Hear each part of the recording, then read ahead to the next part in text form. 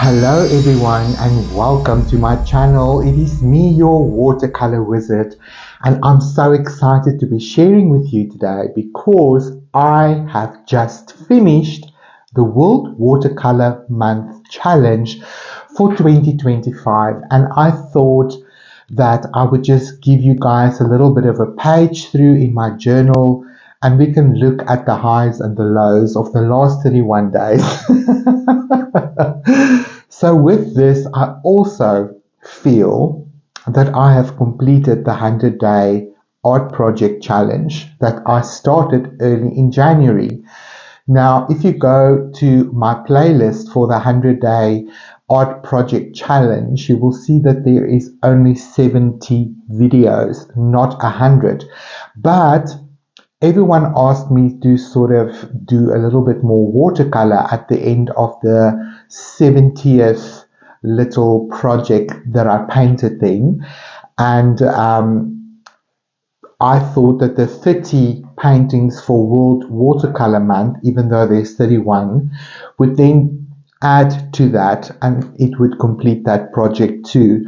So technically I've completed both of these projects, and even though that is a milestone for me, it is not the point. The point was never for me to just finish things just because I started them, but it does feel good. There is an amazing dopamine payoff that comes out of completing a project because it gives me the courage and the focus and the energy and the zeal and the courage to try something new, to begin something new, because I know that I can complete things that I've started. Now, I don't share this to shame you or to make you feel bad if you aren't finished with any of your projects, because that's not my intention. I believe that we are exactly where we need to be on our journey. So this is to encourage you, and hopefully you will go back to your projects and just continue with the flow. Now, this is how I tackle these projects. I don't necessarily spend day one with the first prompt, day two with the same prompt, because life doesn't flow like that. It's an idea on paper, it's a month, there's 31 days, there's 31 prompts. How hard can it be, right? But when you get into it, it can be challenging, and sometimes life happens, and then a day or two, or maybe even a whole week will go past without me necessarily painting. But then I get a pocket of time or a day off, and then I will really just spend that time catching up, and sometimes going beyond the prompt and doing more than is required at that time. But that helps for the days where I fall behind. So really no stress at all. So I was painting in this Montaro watercolor pad, which I was grateful for, because just before World Watercolor Month started, I ran out of watercolor paper and I didn't have funds for expensive watercolor paper, and the cheap watercolor paper that I did buy did not impress me at all. So I was a bit desperate because I didn't want to start World Watercolor Month on terrible paper, because if you work with very poor art materials, all you're going to have is frustration, and that's going to just compound the whole feeling like you're not good enough, you're not worthy enough, you can't do this. And I think a lot of people abandon projects like this because they might not actually work with good quality materials, and it's not giving them the joy that you were looking for and hoping to experience. So I will really encourage you, if you get into watercolor, you can get away with poor quality paint, but you cannot get away with poor quality paper. That is just a given. So if you want a nice watercolor experience, I really encourage you to invest in the best quality watercolor paper that you can afford. So you don't have to go out and buy the most expensive watercolor paper, like cotton is very expensive. This is paper, it's not cotton, but it is 300 gram and it does do its job. So I'm so grateful for this. So just to add, I'm not sponsored by this brand. It's just the brand that I used and I was quite happy with it. So this is day one, and I'm just gonna open my journal like this because I don't want to take it out of my journal. I want to keep it in my journal because these exercises was just for me. I share it with the world simply because it was an exercise, and I want to encourage my patrons to join me and to paint along or to find a similar image and try the techniques that I demonstrate. So day one was that the prompt was radiant, and I saw this beautiful image. So what I did, I literally went on Pinterest and I threw in all of the prompts, literally the word in the search bar, and the idea was the first picture that came up was sort of to be my challenge, unless it was too complicated or it didn't spark joy. But I didn't want to search forever for reference material to paint for World Watercolor Day.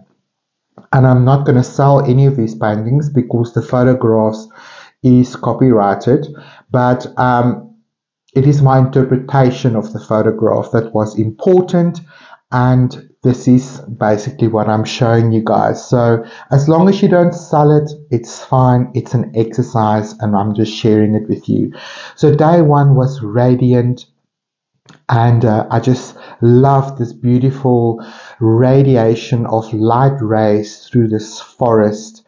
And this was day one. So it stuck into my journal because this was a sheet of watercolor paper that was available from my last block that was A4 size, and then they didn't have the size. I got the A3 size, and I thought I'll just stick it in the front. So anyway, that's day one. So I'm just gonna do this for you guys the whole time because I sort of had to rotate around my paper simply because I didn't want to tear it out, and I sort of wanted to work on an A5 size. Now, this is a tip I can give you guys. When you go into a challenge like this, if you have this grand idea that you're gonna paint these massive canvases for a challenge like this, you're setting yourself up to fail early unless you are used to pushing out canvases of a particular size within an hour or two.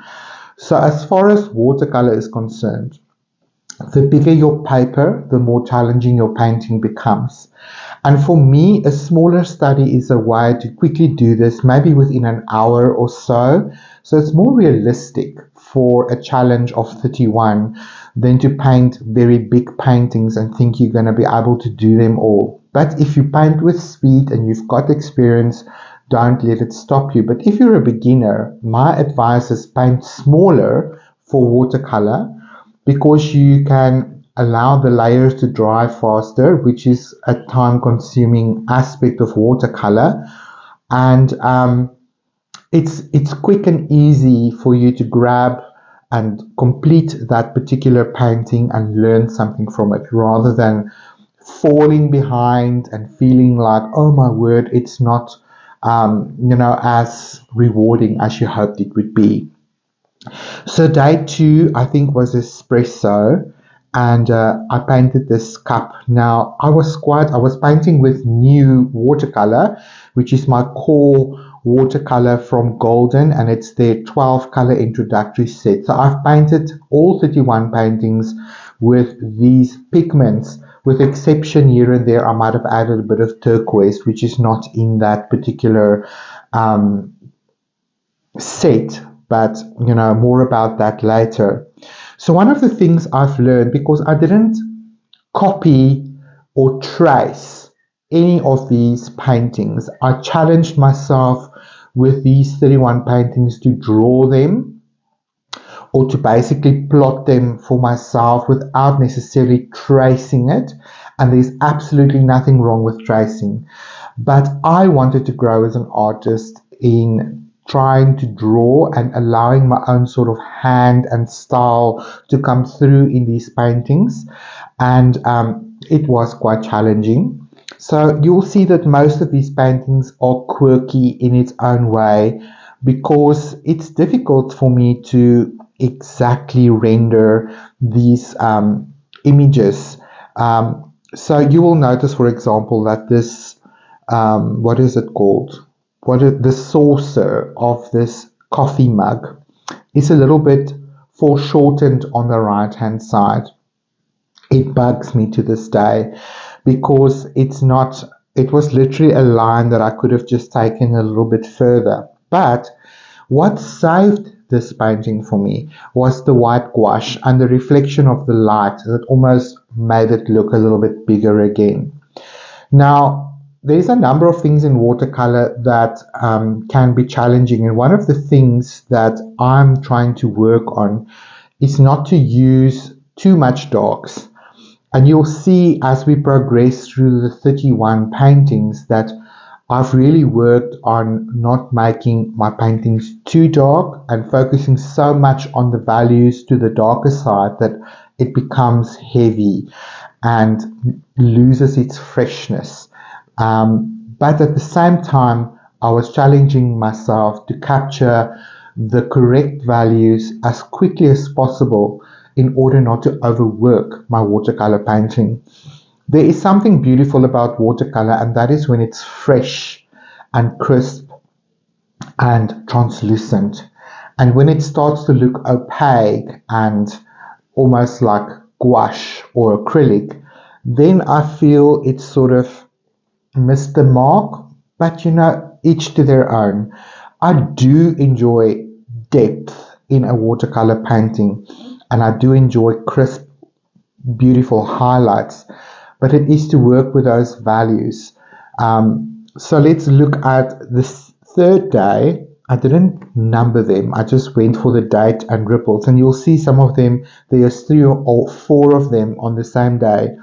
But the next one was ripples, and I looked at this almost like a whirlpool or a moment where a pebble was dropped in water and you see the rippling effect of the water where it reflects both the light and you see through it into the depth.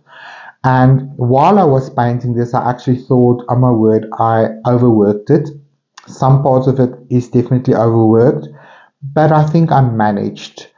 It's quite a challenge to work with this perfectly spherical kind of radial composition. It's not easy, but I think I managed. So I'm very proud of that painting. So I'm going to turn the board, and I think the next one was called Faded, and I went for this very faded monochromatic painting of these 2 figures walking over this bridge next to the ocean. It's a misty, foggy day, and you can see the light reflecting on their umbrellas, but it's a wet scene.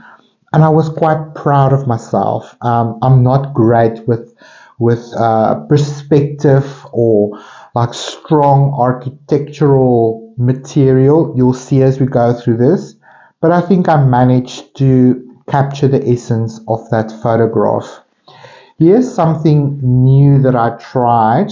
This prompt was lock, and I just thought I have to work on this lock, and I decided to do a pen and ink drawing before I start the watercolor, which is something new for me, and it's also something that's done by watercolor artists.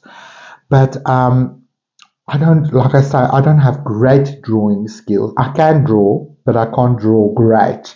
I have no training. I'm a self-taught artist, and what I'm doing here, I taught myself.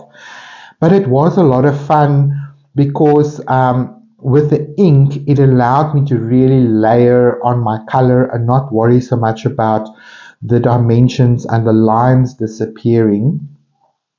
And it was quite a bit of fun to capture this old door that's rusted with a ski and playing with the shadows that is cast. So I quite enjoyed this painting. And with this one, I gave myself permission to try that technique again. Right, let's page. So as you watch this video, do sort of take note and then tell me in a comment below which one is your favorite painting and which one you like the least. I mean, we can have favorites and we can say that one was a fail, and that's completely okay because we learned something through every painting that we paint. Now, I want to add that some of the prompts really didn't inspire me at all. And at first I thought, on the days when I couldn't paint it, I would just skip over those.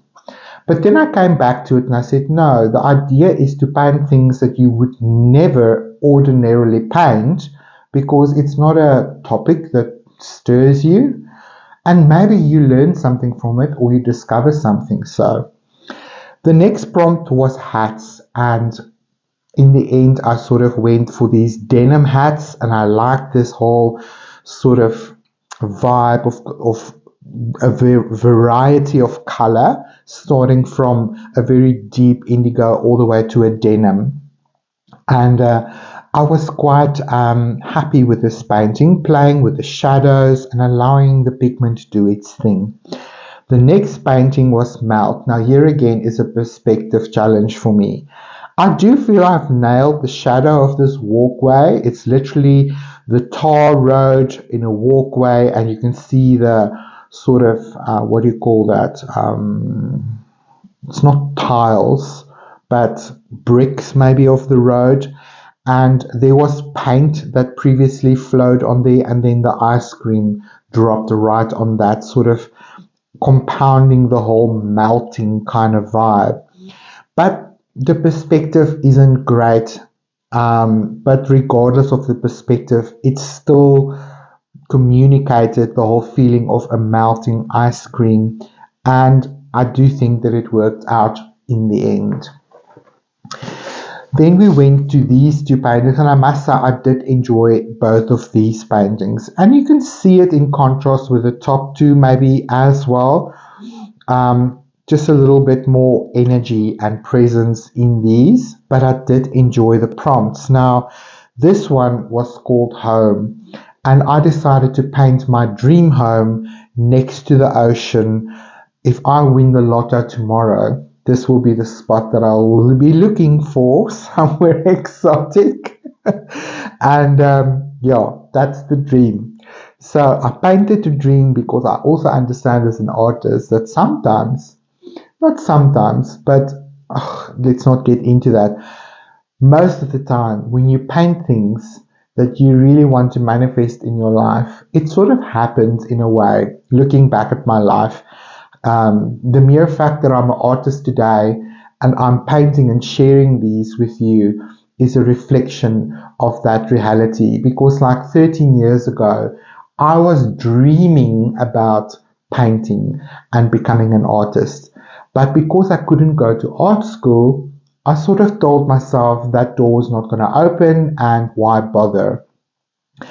But 13 years ago, something changed in my life. I realized that I am the artist of my life, and I can do anything that I set my mind to. I don't have to go to art school in order to be an artist or to play with art materials and to teach myself. I can't afford classes. I can't afford to go to school.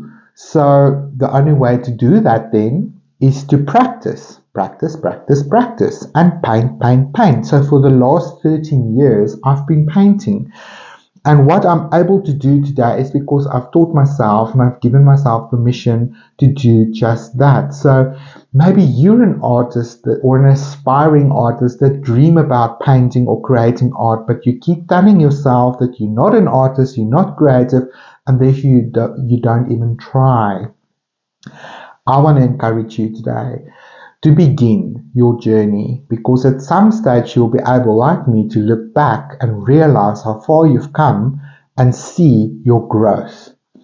Now this was the next one, and it was one of those prompts that I wasn't inspired by, and in the end I did go for it, but in a way that I didn't expect. So the prompt was tired, and the only sort of thing that I could think of painting to describe tired is a human face, or a living being that is tired, because machines and buildings don't get tired, but it can look tired. So after a bit of research, I realized that I can play with colors and create a mood that would communicate tiredness. And this is what I've done. And this is sort of a cliff, and there is rocks, but there's sort of, it almost feels like something is buried. And the whole scene is very tired and moody and subdued. I did enjoy painting it because there's a few interesting techniques in here, and I feel I nailed it. What do you think? You can tell me in a comment what you think of these. And there is a video on my channel of each of these paintings. So if you see maybe a painting here in this video that you want to watch me painting it, just look at my World Watercolor playlist and you'll be able to find the image there. The next one was turtle, and sea turtles is just one of my totem animals, so I had to paint a sea turtle. And I didn't have a lot of time for this painting on this day, so I really used the strength of watercolor's ability to paint on my behalf. Using wet into wet techniques created the ocean vibes for me. And then I really just played in each of these sections. I do feel it's slightly overworked, but I do still love the outcome. I also drew my sea turtle with ink before I started painting. The next one was spicy, and I just had to paint some chilies because my husband does love them chilies, and they have such a beautiful range of color in one image. And I'm quite proud of the beautiful soft shadows that I was able to create in this painting. So happy with that one.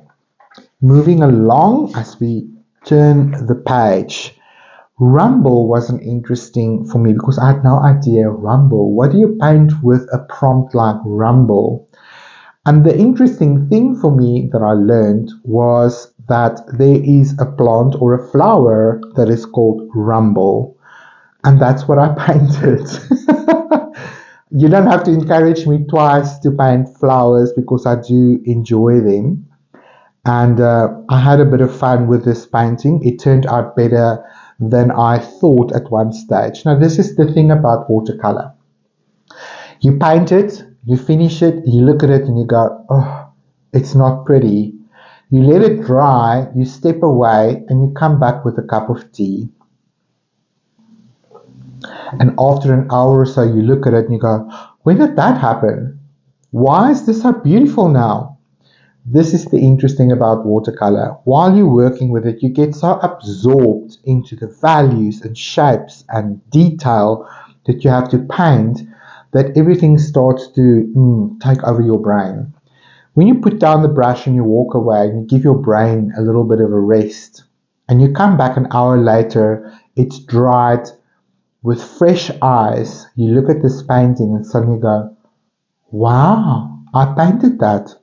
When did that happen? It looks more beautiful than I remember. So that is the one thing about watercolor that I love, is that sometimes it gives you a surprise, like the next one. This was called Cavern, and we had to paint a cave or cavern of some sorts. And I saw this beautiful image of a cave in China that has a whole world inside of it. It's so big that there's this pathway that comes down in this cavern, and it almost looks like a chapel. Not a chapel, what is the real cathedral? It's more dramatic. It's huge. There's tiny people walking there, so the perspective is there. But there was so much information in that photograph, even though everything was bathed in light, in green, and a lot of shadow. What I did in the end was to really depend on the watercolor to paint this painting for me. I just used a little bit of salt to create some texture, and I really relied on my wax crayon to save some lighter areas. It's maybe the pathway, but the rest of this painting was literally created by watercolor on paper by itself. I literally just added the colors at the approximate place and literally depended on the flow of the watercolor. And when I returned to this painting after it dried, thinking, okay, now I must sit here and work out all of these details of little bushes and rocks and everything, I looked at it again and realized I will ruin this beautiful painting by adding anything more to it. So this is literally one take. You can watch the episode on my channel, and I literally tried my best to mix the value of color from the word go and not having to add another layer. And that's rare in watercolor, because watercolor is all about layers, and the more layers you add to it, the more you can sort of construct your painting, because we're working from very light to your darks.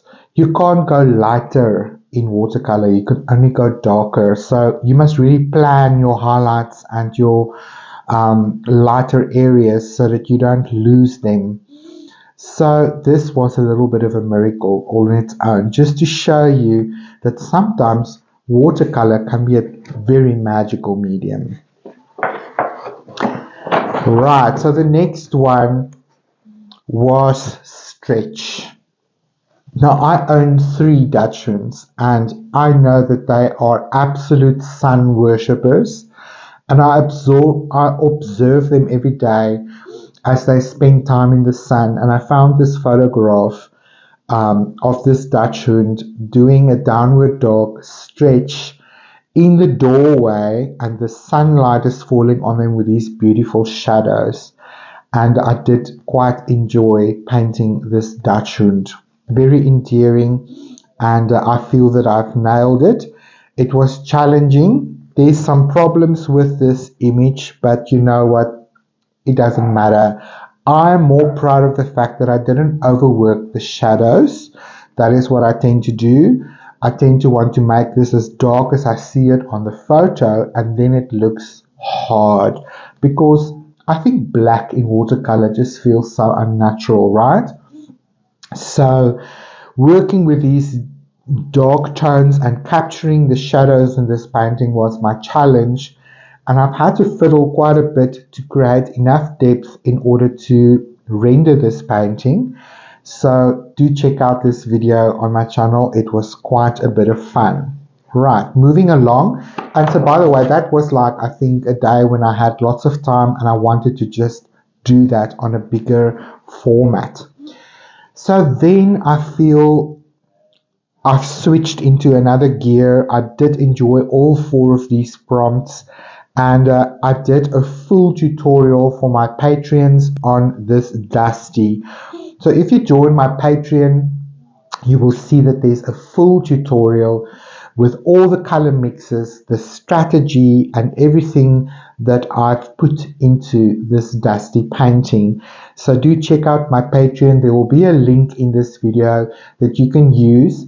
I've got 2 tiers on my Patreon. The free tier is the free tier. Nothing more to be said. I share a lot with my Patreons there, but my paying tier gets a little bit more exclusive. In the moment, all the color mixes, all the challenges, and all of the information that I can share with you guys, I share for my Patreons, and that's only $5 a month. And I do like to give my patrons full tutorials that will empower them to try it along with me. So check that out. The next one was a geode, and I just had to capture this beautiful, I think it's agate, because agate you can find in so many colors. I think this pink bracelet of mine is also agate. Lovely colors. So it's all these layers. And it also had this like a druzy kind of inclusion in the middle. And I had to dig into my gold to just add some bling to this geode. So I really think that's lovely. I also used some metallic watercolors to enhance that feeling. I hope you guys can see the bit of shimmer there. And I also played with salt. Now, if you see white like this, it's literally my white wax crayon that I use before I paint to just reserve some of my highlights, because I know I tend to sort of focus so much on the detail that I can paint over the area there I want a bright highlight. So by just drawing a bit of white wax there, it's a quick way for me to reserve some beautiful sparkly moments. You can of course use masking fluid like this, but it takes hours to dry and I don't always have time. So the next challenge was chair, and I didn't just want to paint a chair, I wanted to paint a throne. A beautiful chair. I quite love this. I love how I was able to paint an interior scene with a carpet and details and lamps and curtains and woodwork and everything. So I did quite enjoy this. I also went ahead and did an ink drawing of this before I painted, so that if it gets a little bit quirky, I still have the position of, all of these little details. So that was quite a bit of fun. Now this was rigid, and I asked Google, what is rigid and how can I depict rigid in a painting? And one of the examples it mentioned was a bridge, and I thought, a bridge must be rigid enough in order to stand the test of time, right?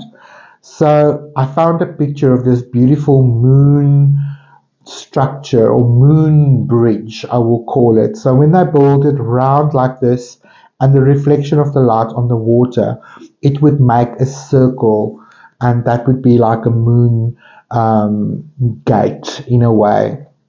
So I loved all of these openings in this bridge. It's quite a dark image, it's foggy, it's misty, it's moody, and I feel that I've captured it and allowed it to happen. I do feel I've overworked it slightly, but I think I stopped just in time. So what do you think? Have I overworked this painting? I would like to revisit this and try again with a little bit softer notes. I do enjoy painting reflections on water. It is really challenging, but a lot of fun when you get that right. Right, so the next page, I was getting a bit bored and I thought, let me try something new. Let me try some vignettes and just draw some shapes instead of having some straight, rigid lines. So I drew 5 random shapes and I did use masking fluid to just encircle them to sort of contain my water when I started painting. Now, this one didn't quite work out as nice. I think I abandoned this idea simply because it doesn't give me the sort of edge that I wanted to. I wanted to soften this quite a bit. I did try after the fact, but it sort of ruined it for me in a little bit. So it made the paper look a little bit dirty, simply because I was washing with pure water on the edge to try and make it flow a little bit. But it already dried, so I will revisit this idea, maybe in a single painting, a little bit more fluid, and soften these edges, as soon as it's dried or while you're painting, so that it doesn't have these hard edges. But here is 5 paintings. We have kitchen, and kitchen was a great sort of inspiration to try some of these things like apples and herbs and kitchen utensils. I'm quite proud of this copper mug up there that I painted, and I do think the vignette worked, but not the sort of softening afterwards. So that one worked out well. This one was performed, and we're getting into some body figures here. Not very good with body figures. He looks a little bit like one of those characters in Star Wars with all the fur. But if you look at it quickly, you can see I've captured the moment. There's a performer, there's some lights. I captured the mood of the colored lights and the smoke, and you can see the hands in the air having a beautiful rave. But there's a lot wrong with the proportions and dimensions here. But again, I tried and I conquered. I didn't let it stop me. Every time I try, I do feel that there's an improvement. Then we skip to something that I did enjoy. I realized now I didn't sign this one. Oh dear, we'll have to fix that immediately. There we go. And I think I painted this on the same day as the jacket. It was the 23rd of July 2025. And because it's my art journal, I wanted to make little notes with it so I know when I painted it. So when I look back on my art journey, I can see what year it was and what the idea around this painting was. So that was a lot of fun. So the prompt here, let me add that, was street food. And my personal favorite street food would be something like samosas. It's a snack that's from India or from that part of the world. It's like pastry with spicy meat or vegetables inside and a nice salsa. So some people thought it was tortilla chips. If it's tortilla chips for you, then it's tortilla chips with a salsa. Enjoy. Forgive me. But they are actually samosas. They are little triangular pockets filled with spicy yumminess, deep fried, crispy on the outside, and yummy on the inside. So there we go. I was quite proud of this one because there was a lot of shapes that I had to capture, and you can see the growth. The next one was jackets, another prompt that I wasn't too keen to paint. Why would I want to paint clothing? But in the end, I thought, okay, well, paint a jacket that you would like to wear. And I went for this beautiful suede, turquoise, of course, my favorite color, jacket. And I also did the ink drawing before the time. It was a quick, fast painting, and I think I nailed it. That went much better than I thought it would. And then we had a group, and I wanted this. I saw this beautiful image of this group. They're all reaching for the sky, and it's this beautiful sunset setting. But this vignette was too involved. But in spite of that, I do think I nailed it. The body proportions, again, not so good. There's lots wrong with it. Half of these people look very obese. But you know, there are those in the world as well. So in this world, there's a group of people and they are happy to greet the day. So I'm proud of myself for trying, and we live to paint another day. Let's turn the page. So then I was a little bit, oh my word, you know, I just want to play. Before I got into the prompts for this page. So there's an extra one here. This is not part of World Watercolor prompts, but I just wanted to play. It was one of those days where I just needed a moment of quiet and peace and nothing complicated. It wasn't recorded. It was just me and a mindful session with watercolor. And in the end, I just added a little bit of ink and I called it play. And it turned out quite lovely. So that was just me. Moving on with World Watercolor Month. This is avocado. Now this is definitely one of my favorite fruits. I love avocado. And I quite love how this painting turned out. I think I nailed it. The only thing I would criticize myself for, I went into early with my green. So my green seeped into the yellow area, and this would look, if I cut this avo open, this would be a green avo. It wouldn't be ready to eat because I just know. So unfortunately I lost a little bit of my bright yellow green here, but in spite of that, it still turned out perfect. You can see it's an avocado, and there it is. And then something magical happened. This is one of those prompts that I had no idea. It's called Howl, and the first thing that came to me was like wolves or animals that howl or werewolves or something like that. But I thought, oh, that's what everyone's going to paint. So again, I went to our trusty little Google and I asked, Howl, what could be Howl, you know?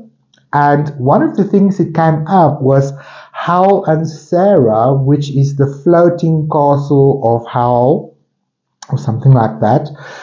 It's all in this video, and this is an anime style sort of image that I took, and I thought, oh, I love these beautiful animes like Spirited Away, the way that the artists capture those rolling green hills and the vast blue skies with these puffy white clouds is just so beautiful. And I thought, I'm going to try that. So I used this image which depicts Hal and Sarah on this hill with these rolling big fluffy clouds and these beautiful spring flowers. And I'm so impressed. I'm so happy with this painting. I'm so proud of myself. And these figures, I think I nailed it. I'm so proud of myself. Did I say that? So do check out that video. That was really a very fun day. So then the next prompt was sea. Now, if you know me well, you know that I love the sea because why? The water is turquoise. I just love turquoise. It is the most beautiful color in the rainbow. And this glass-like water with this bright sunlight was my inspiration. So I really think I nailed this painting. It went rather quick. It's fresh. It's brilliant. I just used a bit of gouache to help depict that sparkle. I had to have a painting somewhere with a bit of splatter. If you know me well, you know I do like myself a bit of splatter. So do check out this episode. I do love this painting and I did enjoy painting it. Let's move along. Okay, so we're coming to almost the end. This painting was called Drift. And drift can be interpreted in so many ways. Drift on water, drift on air, drift on something. So I thought, let's capture autumn leaves drifting on the breeze down to the ground. So maybe you're lying on the ground looking up at the trees and these leaves are drifting down, falling around you. And I used a little bit of watercolor pencils in this painting. Do check out that technique that I demonstrate. And I quite am happy with this painting. I think it turned out better than I imagined. Now the next day I was running out a little bit of time and the prompt was weave. Now when we get to a lot of complex tiny details like weaving grass, it's challenging. My brain doesn't like it. There's just too much information and then I get frustrated because I'm not able to capture all of those fine details. And I mean, who has time to paint every little detail on a rope, right? But I think in spite of my aversion to this painting, I still captured it. I made it simple. I didn't challenge myself beyond completing the prompt. And I went for this African pot that is part clay, part weave. And I captured the structure of it. And in the end, I thought it looked rather good. In spite of the simplicity of it, I think I nailed it. Then the next day was submerged. And I looked into this and I looked at a lot of images under the water, found a lot of faces with water bubbles, and it's beautiful. But I wasn't going to paint a face underwater with lots of water bubbles. Not for a challenge where I have to record every brush mark that I'm making. So I found this old ship that sank with the sails being very decayed and you can see the sea streams running through it and it looks almost ghostly. And again, watercolor was my miracle, because I feel that this painting painted itself. I don't know, I think I just leaned into the attributes of watercolor and I nailed it. And I'm quite happy with this painting. And now we go to one of my least favorite paintings of this entire 31 days, and that was Ornate. Now, originally I planned to paint another door with very ornate kind of patterns on it, but I also didn't have a lot of time. And again, I was in a mental state where I was finding it difficult to concentrate and focus on all of the detail. And when I started to put in shadows into this painting, I realized that I'm going to keep myself busy for days, and that was not the point. And I wasn't enjoying it as much. The sketch was challenging in itself. I did do an ink sketch, and I wanted to grab a little bit of gold. So if I turn it like this, hopefully you can see the gold glimmer. So I feel like just managed to paint an ornate thing, but I won't call it beautiful. I won't call it a success. I will just call it done. Done to call it done. I don't like painting ornate things. It's too much detail, and it is what it is, so it's okay. Moving swiftly along. My final painting for World Watercolor Month was Tower. And I think I picked this photograph the minute the prompts came out and I saw tower. I knew I was going to paint a Japanese tower with Mount Fuji in the back, with the beautiful cherry blossoms all around it. And I painted this yesterday, and I thought, okay, instead of doing an A5 size, let me use the full page for this.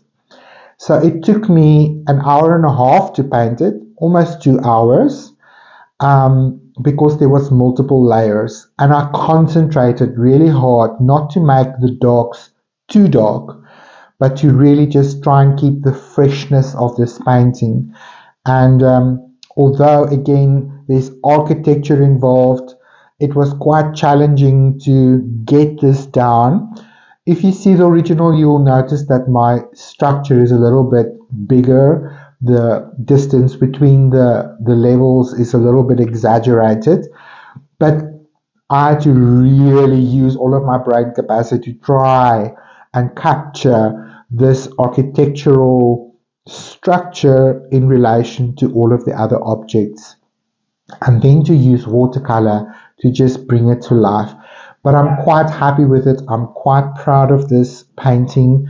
I will definitely try this again, but I will do the next one definitely by tracing it from a beautiful reference material, just to make life easier as far as perspective is concerned, and to capture the finer details that really brings this whole painting home.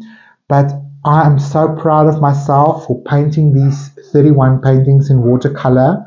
So if you want to get into watercolor painting and you think, oh, I have no idea where to start, I've got good news for you. Because before World Watercolor Month in June, I just finished recording a watercolor course for beginners, and it's on my Patreon, so you can jump right in. I sort of share everything with you as a beginner that you need to know. Basic techniques, what is watercolor, what is the tools that you need, good watercolor paper, what is a masking fluid, what is a wax, so that you know what the tools of the trade are and how to use them. So if you want to get into watercolor, do check that out and get yourself some beautiful watercolor and get into it. So thank you so much, guys, for cheering me on through World Watercolor Month. I cannot wait to share with you guys what's next. I'm busy working on a class to show you guys what you can do to save. Maybe you've got an old set of watercolor paint that's maybe cracked and dry and brittle, and it makes little grains when you want to paint with them.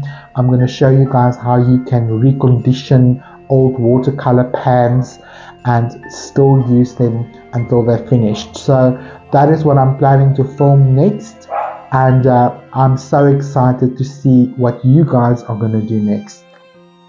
So drop a comment below, tell me where you're watching from, tell me which one of these paintings was your favorite, and if you painted along with World Watercolour Month, feel free to share your images of your paintings on my Facebook group. It is called The Creative Heart. That is where we encourage each other and support each other on our beautiful art journey. I've got an amazing tribe of people there that's kind and loving. It's a safe space. It's a private group, and the reason why I keep it private is so that people join me there. It is private and we support each other emotionally through our art. It is not a critical place, and it's definitely not a place where we can share out into the public. So it's a safe space. That's basically what I aimed to create. So join me there. It's totally free. Fill in the application form and join a beautiful community of fellow artists that's on this beautiful journey of self-discovery and self-expression in art. So I'll see you guys in another episode, and I'll see you guys soon. Stay creative, and bye for now.